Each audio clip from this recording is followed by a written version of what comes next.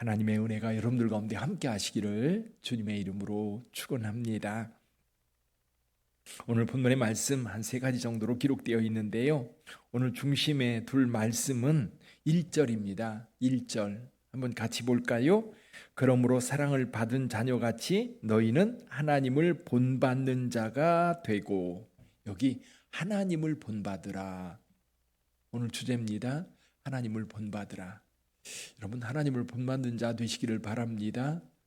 자, 하나님을 본받는다. 그럼 여기에 좀 말의 어폐가 있는 것 같아요. 우리가 하나님을 볼 기회가 없는데, 그렇죠? 어떻게 하나님을 본받지요?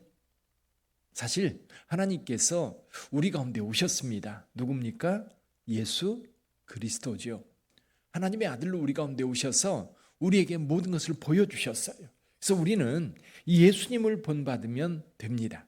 하나님의 아들 예수님을 본받으면 하나님을 본받는 거지요. 그래서 여기 그럼 어떻게 하나님을 본받을 수 있을까?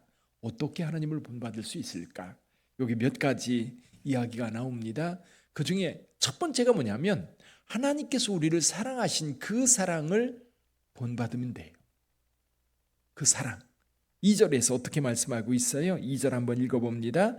그리스도께서 너희를 사랑하신 것 같이 너희도 사랑 가운데서 행하라. 그는 우리를 위하여 자신을 버리사 향기로운 제물과 희생 제물로 하나님께 드리셨느니라.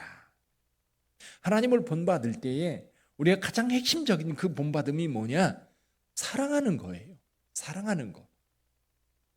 하나님께서 우리를 사랑하사 독생자를 보내주셨고 그 독생자이신 예수님은 우리에게 삶의 본을 보여주셨어요. 그리고 우리를 위하여 자기의 생명을 내어주셨습니다. 여기 향기로운 제물과 희생제물이 됐다. 제물이 됐다는 얘기예요. 제물은 뭐예요? 자기 자신을 내어주는 거예요. 아예 생명을 내어주는 거예요. 우리는 생명까지 내어주기가 어려워요. 우리 자녀들이 정말 고통스럽고 아파할 때 부모의 마음은 생명이라도 바꾸고 싶어요. 만약에 애가 죽어간다면 애가 살아나고 내가 죽는다면 내가 죽을 마음도 있는 거예요. 그게 이제 부모의 마음인데 그렇게 할 수는 없어요. 그건 안 되잖아요. 대신할 수 없어요. 그렇지만 그 마음만큼은 우리가 이해를 해요. 부모의 마음에서 하나님의 마음을 읽는 거예요. 저와 여러분들이 신앙생활하면서 하나님의 마음을 가장 많이 이해할 때가 자녀를 향한 마음. 아, 우리 하나님의 마음도 이와 같겠구나.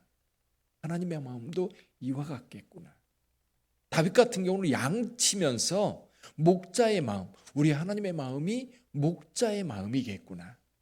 예수님께서 나는 선한 목자라 말씀하셨던 것. 그래서 하나님을 우리가 아버지라고 부르는 것은 부모의 마음을 통해서 하나님의 마음을 이해할 수 있기 때문에 그렇지요. 자녀를 위해서 내 생명을, 내 삶을 내어주는 것처럼 그렇게 사랑하라는 거예요. 이웃에. 근데 참 우리 사랑이라고 하는 게요, 나를 중심으로 해서 이 둘레로 퍼져나가는 게 어디까지 가느냐, 그것이 어쩌면 우리 사랑의 범주일 겁니다. 나를 사랑하는 것조차도 제대로 못하는 사람이 있고요, 또 내 가족만큼은 끔찍히 사랑하는 경우가 있고요. 그래도 우리끼리, 우리 공동체, 교회 공동체, 아니면 친구들, 아니면 우리 집안, 우리 안에는 그래도 그럭저럭 사랑을 하는 경우가 있습니다. 근데 그 또 넘어가면 특정 부류의 사람들을 사랑하게 됩니다. 어떤 사람은 고아에 대한 불쌍한 마음을 가지고 있어서 뭔가를 좀 하려고 하고요. 어떤 사람은 거린들에 대해서 마음이 짠한 마음 때문에 계속해서 일주일에 한 번씩이라도 거린들을 위해서 밥을 해주는 그런 분들도 계시고요. 또 광고에 나오듯 아프리카에 있는 그 먹을 것 없어서 굶주리고 있는, 약이 없어서 병들어가고 있는 그 아이들 마음이 짠해서 그래도 아동 한 사람이라도 도와주겠다, 그렇게 해서 도와주려고 하는 사람들. 자, 여러 분야에 우리의 사랑이 실천되고 있어요. 근데 여러분, 우리가 크리스찬이라면 이 사랑의 범주를 좀 넓혀가야 돼요. 나를 사랑하는 것처럼 내 이웃을 내 몸과 같이 사랑하라고 했는데 내가 지금까지 내가 진짜 사랑하고 있는 사람이 누군가? 그래서 전도자의 마음은 그런 것 같아요. 내 가까이 있는 주변 사람들이 오고 하는데 저 사람이 구원받았으면 좋겠다. 저 사람이 구원받으면 얼마나 좋을까? 저 사람이 예수를 알면 얼마나 행복하게 살까? 저 사람에게 영생이 있다면 저가 얼마나 기쁨으로 살아갈까? 그런 간절한 마음이 생기니까요, 그들을 향한 사랑이 그들에게 가서 전도지를 내어주게 되는 거예요. 복음을 전하게 되는 거예요. 사랑이라고 하는 것, 그 사랑의 범주를 넓혀갈 때 우리는 예수 그리스도의 사랑을 본받아 갈 수 있는 거지. 그 사랑을 넓혀 가시기를 바랍니다. 그래서 오늘 기도할 때 내가 어디까지 사랑하는가 한번 살펴보세요. 또 어떤 사람들은 이제 거리에 다니는 사람들 가운데에도 또 만사간섭하는 사람들이 있죠. 어떤 경우는 아픔이 있는데도 불구하고 그냥 지나치는 사람이 있는가 하면 어떤 사람은 꼭 다가가서 어디 아프냐고 묻는 사람들이 있어요. 우리의 어떤 영역들을 넓혀가는 것, 이것이 하나님을 닮아가는 첫 번째 방법입니다. 두 번째는 하나님을 닮아가는 방법, 두 번째 방법은 뭐냐면 악에서 떠나는 거예요. 내 삶이 이 악하고 더러운 것에서 좀 떨어지는 거예요. 하나님이 좋아하는 것을 좋아하면 되는 거지. 그러니까 그것 가운데, 하나님 본받는 것 가운데 한 가지가 하나님이 싫어하는 것을 하지 않으면 돼요. 하나님이 싫어하는 것. 오늘 여기 3절부터 나오고 있어요. 3, 4절 읽어볼까요? 3절과 4절. 음행은 온갖 더러운 것과 탐욕은 너희 중에서 그 이름조차 부르지 말라. 이는 성도에게 마땅한 바니라. 누추함과 어리석은 말이나 희롱의 말이 마땅치 아니하니 오히려 감사하는 말을 하라. 음행, 온갖 더러운 것, 탐욕, 그 이름조차 부르지 말라고 말씀하고 있어요. 그 가까이 하지 않을 뿐만 아니라 입에 오르내리지도 않도록 해라는 거예요. 또 입에서 누추함, 어리석은 말, 희롱의 말, 그런 게 성도들에게는 마땅치 않다는 겁니다. 그래서 5절 한번 볼까요? 5절 같이 읽어봅니다. 너희도 정녕 이것을 알거니와 음행하는 자나 더러운 자나 탐하는 자 곧 우상 숭배자는 다 그리스도와 하나님의 나라에서 기업을 얻지 못하리니. 하나님 나라를 상속받지 못합니다. 그래서 저와 여러분 삶이 깨끗해야 돼요. 저는 그래서 예전에, 지금은 그런 분들 거의 없는데, 부흥사들 부흥회 와가지고 욕지거리 하는 경우가 있어요. 그럼 성도들이 또 재밌다고 막 웃어요. 여러분, 우리 성도들의 입에서 욕설이 나오면 안 됩니다. 거짓말이 나오면 안 됩니다. 다른 사람을 무시하고 멸시하는 말이 나오면 안 됩니다. 성도는 거룩한 삶이 되어야 돼요. 그리고 우리 안에 있는 탐욕들이 여러분 성령으로 인하여 계속해서 바뀌어져야 돼요. 그래서 이 욕심이라든지 욕망이라든지 탐욕이라든지 이런 것들이 속에 있어요. 근데 이것들이 우리의 삶을 발전시키는 동력이 되기도 하지만 이게 도를 넘어서 버리면 여러분 추악해져요. 이게 악인 거예요. 그래서 우리 그리스도인들은 우리 하나님의 거룩함을 본받고 하나님께서 행하셨던 것을 본받아 가려 할 때 이걸 끊어내는 것이, 이 더러운 것, 이 추악한 것, 그리고 악한 것들을 떨쳐내는 것이 그리스도를 닮는 것 가운데 한 가지. 왜냐하면 우리 주님과 우리 하나님은 거룩하신 분이기 때문에. 그래서 저와 여러분들의 삶에 여러분 늘 살펴야 돼요. 하루를 돌아보면서 오늘 운전을 하면서 욱하지는 않았는가? 또 왜 저러냐고 혹시 입에서 더러운 말을 내지는 않았는가? 돌아보는 거예요. 또 한 가지 방법이 있습니다. 그것은 뭐냐면 빛의 열매를 맺는 거예요. 적극적으로 뭔가를 만들어내는 거지요. 여러분 그리스도인으로 살면서 추악하고 더러운 것을 끊어내는 것뿐만 아니라 끌어내는 소극적인 삶에서 적극적으로 뭔가를 좀 만들어내야 되는 거예요. 만들어내야 되는 것. 그게 뭐예요? 오늘 본문의 말씀에서는 빛의 열매 이렇게 표현하고 있어요. 빛의 열매. 8절 한번 볼까요? 8절 같이 읽어봅니다. 너희가 전에는 어둠이더니 이제는 주 안에서 빛이라 빛의 자녀들처럼 행하라. 그러면서 9절에서 이렇게 말씀하세요. 빛의 열매는 모든 착함과 의로움과 진실함에 있느니라.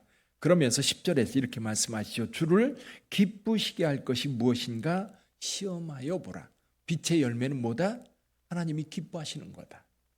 빛의 열매는 하나님이 기뻐하시는 것. 그래서 저와 여러분들이 신앙생활하면서 하나님이 뭘 기뻐하실까? 늘 생각하셔야 돼요. 사랑하는 사람이 있으면요, 이 사랑하는 사람, 상대방이 뭘 좋아할까를 늘 고민합니다. 이런 선물을 좋아할까? 이거 받으면 좋아할까? 내가 시간을 내서 어디 가자고 그러면 좋아할까? 어디 가는 것도 내가 좋아하는 곳이 아니라 상대방이 좋아하는 곳이 있을 거예요. 사랑하는 대상이 원하는 곳이 있을 거예요. 또 뭔가 맛있는 걸 먹고 싶어 할 때 나 먹고 싶은 거 가는 것이 아니라 우리 아내는, 아니면 우리 사랑하는 애인은, 내 자녀는 뭘 먹고 싶어 할까? 이거 사주면 좀 좋아할까? 그런 걸 생각하는 거예요. 그러니까 우리가 하나님을 사랑한다고, 또 하나님을 본받는다고 한다면 하나님이 기뻐하실 일이 뭘까? 하나님이 기뻐하실 일, 하나님이 예배드리는 걸 기뻐하시고요, 예배 드릴 때도 하나님이 기뻐하시는 예배, 어떤 예배일까? 준비된 예배, 또 나 자신도 경건하게 준비되어 있어야 돼요. 예배 중간쯤 참여하면서 하나님이 기뻐하시기를 기대한다면 그건 오산이에요. 그렇죠? 뿐만 아니라 하나님 앞에 예물을 드릴 때에도 여러분, 선물이라고 하는 게 그래요.